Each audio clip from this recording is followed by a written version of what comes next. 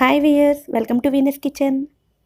ఈరోజు వీడియోలో పరోటా, చపాతీ, రోటీ, బిర్యానీల్లోకి సైడ్ డిష్గా తీసుకునే షేర్వా రెసిపీని ఎలా ప్రిపేర్ చేసుకోవాలో చూద్దాం.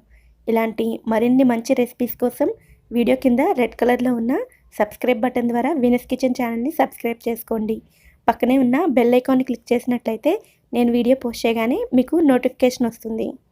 ఈ షేర్వా రెసిపీని ప్రిపేర్ చేయడానికి ఒక మిక్సీ జార్లో పావు కప్పు వరకు ఎండు కొబ్బరిని యాడ్ చేసుకోవాలి. పచ్చి కొబ్బరిని యాడ్ చేసుకున్నట్లయితే టేస్ట్ ఇంకా బాగుంటుంది. అలాగే 10 నుంచి 15 జీడిపప్పులను కూడా యాడ్ చేసుకోవాలి. 1 టీ స్పూన్ సోంపుని యాడ్ చేసుకోవాలి. సోంపుని స్కిప్ చేయవద్దు, సోంపు యాడ్ చేసుకోవడం వల్ల టేస్ట్ చాలా బాగుంటుంది. అలాగే 1 టీ స్పూన్ గసగసాలను కూడా యాడ్ చేసుకోవాలి. ఇప్పుడు వీటన్నిటిని ముందు గ్రైండ్ చేసుకుని తరువాత వాటర్ యాడ్ చేసుకుని ఫైన్ పేస్ట్లా గ్రైండ్ చేసుకోవాలి. ముందే వాటర్ యాడ్ చేసేస్తే గసగసాలు సరిగ్గా గ్రైండ్ కావు.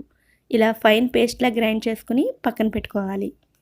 ఇప్పుడు స్టవ్ మీద కడాయిని హీట్ చేసుకుని 4 టేబుల్ స్పూన్ల ఆయిల్ని యాడ్ చేసుకోవాలి.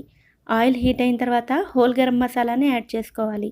1 బిర్యానీ ఆకు, 1 అనాస పువ్వు, 1/2 ఇంచ్ దాల్చిన చెక్క, 2 లవంగాలు, 1 యాలక, అలాగే 4-5 మిరియాలను, 1 ఎండుమిర్చిని కూడా యాడ్ చేసుకుని వీటన్నిటిని లైట్గా ఫ్రై చేసుకోవాలి. ఇవి కొద్దిగా ఫ్రై అయిన తర్వాత ఇందులో 2 మీడియం సైజ్ ఉల్లిపాయలను ముక్కలుగా కట్ చేసుకుని యాడ్ చేసుకోవాలి. ఈ ఉల్లిపాయలను మీడియం ఫ్లేమ్లో బ్రౌన్ కలర్లోకి చేంజ్ అయ్యేంత వరకు ఫ్రై చేసుకోవాలి.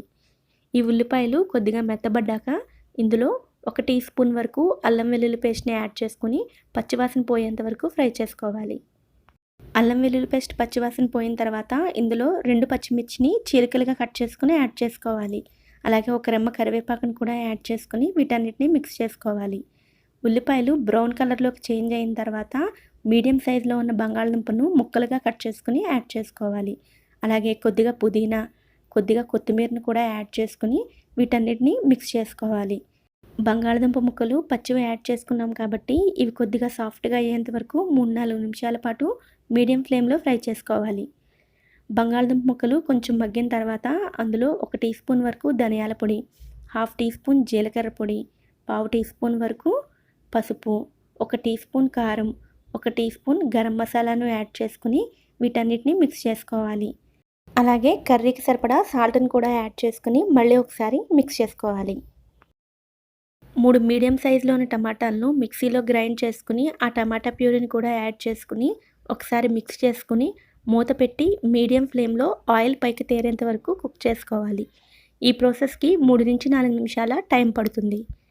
3-4 నిమిషాల తర్వాత ఆయిల్ పైకి తేరుతూ టమాటా పేస్ట్ బాగా ఉడికిపోయి ఉంటుంది. ఇప్పుడు అంతా ఒకసారి మిక్స్ చేసుకుని ముందుగా గ్రైండ్ చేసుకుని ఉంచుకున్న కొబ్బరి జీడిపప్పు పేస్ట్ని యాడ్ చేసుకుని మిక్స్ చేసుకోవాలి.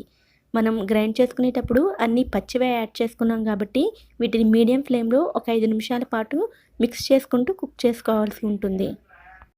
మధ్య మధ్యలో కదుపుతూ 5 నిమిషాల పాటు కుక్ చేసుకున్న తర్వాత ఇందులో 3/4 లీటర్ వరకు వాటర్ని యాడ్ చేసుకోవాలి.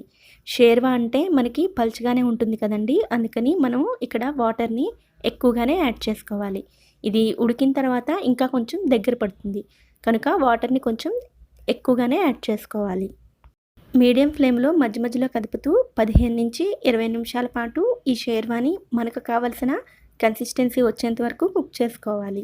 ఈ స్టేజ్లో సాల్ట్ను ఒకసారి చెక్ చేసుకుని అవసరమైతే సాల్ట్ని కూడా యాడ్ చేసుకుని ఒకసారి మిక్స్ చేసుకుని మనకు కావలసిన కన్సిస్టెన్సీ వచ్చేంత వరకు కుక్ చేసుకోవాలి.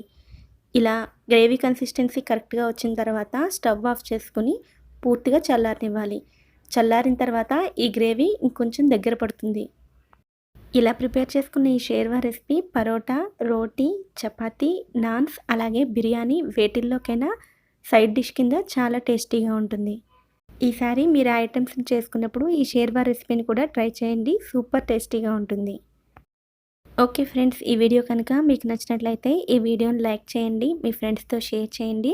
వీడియో కింద రెడ్ కలర్లో ఉన్న సబ్స్క్రైబ్ బటన్ ద్వారా సబ్స్క్రైబ్ చేసుకోండి.